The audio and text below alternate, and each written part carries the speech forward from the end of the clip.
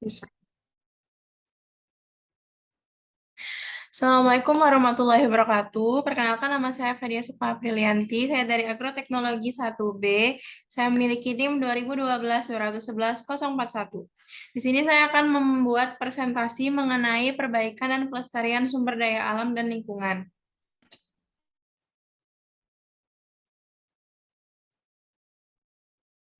Sumber daya alam. Sumber daya alam itu apa sih? Jadi sumber daya alam atau yang bisa disingkat SDA adalah sumber kekayaan bumi baik biotik hayati maupun abiotik atau non hayati yang dapat dimanfaatkan untuk memenuhi kebutuhan manusia.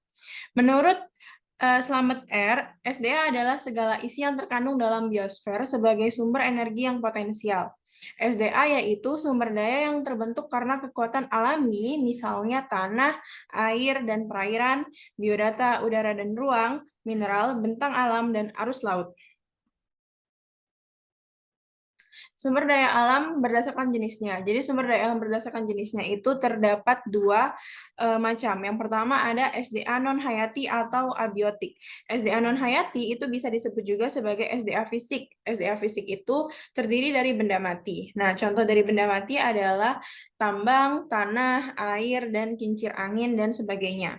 Nah, yang kedua ada yang namanya SDA hayati. SDA hayati atau SDA biotik itu adalah SDA yang berupa makhluk hidup, di mana contohnya itu adalah hewan, tumbuhan, maupun manusia.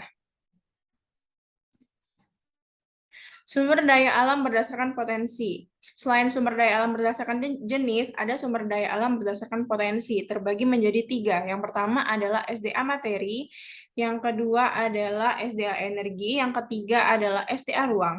SDA materi yang dimanfaatkan dalam bentuk fisik. SDA energi adalah SDA yang dimanfaatkan sebagai sumber energi, dan SDA ruang adalah SDA yang dimanfaatkan sebagai sumber energi. Selanjutnya adalah sumber daya alam berdasarkan sifat, terbagi menjadi tiga juga. Yang pertama adalah SDA yang dapat diperbaharui atau renewable, di mana contohnya adalah tumbuhan. Selanjutnya yang kedua adalah SDA yang tidak dapat diperbaharui, contohnya adalah non-renewable, contohnya adalah batu bara dan minyak bumi. Dan yang ketiga adalah SDA yang tidak dapat habis, contohnya adalah matahari dan air. Selanjutnya, SDA yang tidak dapat diperbaharui. SDA yang tidak dapat diperbaharui itu adalah SDA yang jika dipakai secara terus-menerus tanpa memperhatikan porsinya, SDA-nya akan habis dalam waktu yang singkat. Contohnya itu seperti logam, mineral, minyak bumi, dan batu bara. Minyak bumi dan batu bara itu adalah bahan bakar fosil, di mana bahan bakar fosil itu berasal dari perombakan atau penguraian sisa-sisa makhluk hidup, batu endapan, dan sumber energi penting yang menghasilkan cahaya dan panas. Selanjutnya adalah sumber daya alam yang bisa diperbaharui atau renewable resource, di mana sumber daya alam ini itu dapat dipanen, dimanfaatkan, dan diperbaharui. Contohnya itu seperti air. Air itu menutupi hampir 71% daripada permukaan bumi, di mana air mengalir melalui sistem distribusi alam, yang di mana kita bisa mengenalnya sebagai siklus air atau daur hidrologi. Air juga sebagai pelarut universal, di mana air sada adalah air yang banyak mengandung garam. Selanjutnya tumbuhan. Tumbuhan juga masuk ke dalam sumber daya alam yang dapat diperbaharui, di mana tumbuhan memiliki kemampuan menghasilkan oksigen dan karbohidrat melalui proses fotosintesis. Tumbuhan juga sebagai produsen atau penyusun dasar rantai makanan. Yang selanjutnya adalah hewan. Hewan atau fauna di Indonesia terdapat banyak sekali macamnya. Antara lainnya adalah mamalia, kupu-kupu, reptil, burung, amfibi, dan lain-lain. Satwa langka juga terdapat di Indonesia seperti cendrawasih, burung maleo, dan juga badak bercula satu. Selanjutnya adalah mikroorganisme. Mikroorganisme itu adalah SDA hewan dan tumbuhan yang bersifat mikroskopis, di mana berperan sebagai dekomposer atau pengurai, dan juga sebagai bahan pangan seperti tempe, tape, dan oncom, penghasil obat-obatan, pembuatan biogas, dan daur ulang sampah, membasmi hama tanaman, dan untuk rekayasa genetika. SDA yang tidak dapat habis atau tak habis, itu juga ada dua macam, yaitu tak dapat diubah dan bisa salah guna. Tak dapat diubah itu berarti SDA tidak akan habis, tetapi tidak dapat banyak diubah oleh kegiatan manusia, seperti tenaga atom, tenaga angin, maupun tenaga pasang surut. Nah, untuk SDA yang tak habis bisa salah guna, di mana SDA-nya itu tidak akan habis, tetapi jika salah cara pemanfaatannya, maka kualitas SDA tersebut akan menurun bahkan rusak. Contohnya adalah udara, air, dan pemandangan alam. Selanjutnya adalah pemanfaatan SDA. Pemanfaatan SDA itu terbagi menjadi 4, yaitu SDA dapat sebagai sumber makanan dan obat-obatan, yang kedua SDA sebagai sumber devisa negara, yang ketiga adalah SDA sebagai sumber energi, dan yang keempat adalah SDA sebagai sumber plasma nutfah. Pemanfaatan SDA. Pemanfaatan SDA adalah melakukan perubahan-perubahan dalam ekosistem alami yang telah atau belum diubah oleh tindakan manusia, di mana kualitas SDA akan akibat pemanfaatan SDA oleh manusia, yaitu merusak, tetap lestari, dan memperbaiki. Selanjutnya adalah konservasi. Konservasi sumber daya alam hayati adalah pengelolaan sumber daya alam hayati yang pemanfaatannya dilakukan secara bijaksana untuk menjamin kesinambungan persediaan dengan tetap memelihara dan meningkatkan kualitas keanekaragaman dan nilainya. Tạm dừng hoặc ini loh. Konservasi juga memiliki tujuan, yaitu sebagai mengusahakan terwujudnya kelestarian sumber daya alam hayati serta keseimbangan ekosistemnya sehingga dapat lebih mendukung upaya meningkatkan kesejahteraan masyarakat dan mutu kehidupan manusia.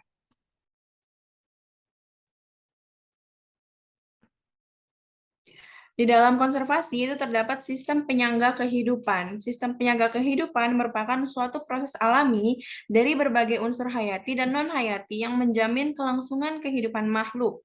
Hubungan antara unsur hayati dan non-hayati harus berlangsung dalam keadaan seimbang sebagai suatu sistem penyangga kehidupan dan karena itu perlu dilindungi.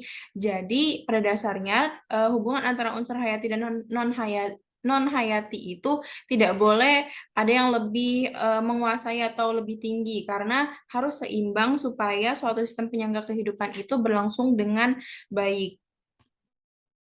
Pengawetan keanekaragaman jenis tumbuhan dan satwa beserta ekosistemnya terdiri dari dua macam, yaitu pengawetan keanekaragaman tumbuhan dan satwa beserta ekosistemnya, dan yang kedua adalah pengawetan jenis tumbuhan dan satwa dilaksanakan di dalam atau in situ dan di luar kawasan yaitu ex situ. Pemanfaatan secara lestari SDA hayati dan ekosistemnya itu terbagi menjadi dua juga, yaitu pemanfaatan kondisi lingkungan kawasan pelestarian alam, dan yang kedua adalah pemanfaatan jenis tumbuhan dan satwa liar.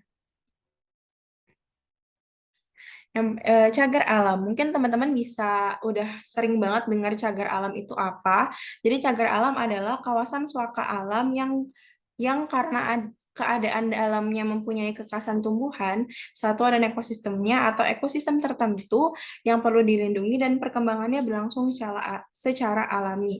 Jadi biasanya cagar alam itu tanpa campur tangan manusia di dalamnya dan ekosistemnya dan semuanya itu keadaan alamnya itu semuanya berkembang dan berlangsung secara alami atau alamiah.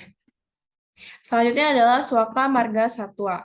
Suaka Marga Satwa adalah kawasan suaka alam yang mempunyai ciri khas berupa keanekaragaman dan atau keunikan jenis satwa yang untuk kelangsungan kehidupannya dapat dilakukan pembinaan terhadap kehidupan.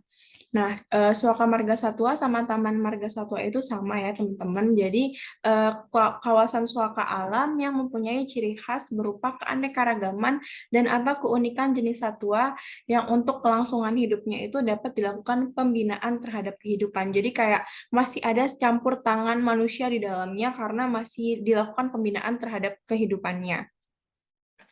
Selanjutnya, kawasan pelestarian alam. Kawasan pelestarian alam mempunyai fungsi tiga, yaitu pertama, sebagai perlindungan sistem penyangga kehidupan, yang kedua adalah sebagai pengawetan keanekaragaman jenis tumbuhan dan satwa, yang ketiga adalah sebagai pemanfaatan serta lestari sumber daya alam hayati dan ekosistemnya.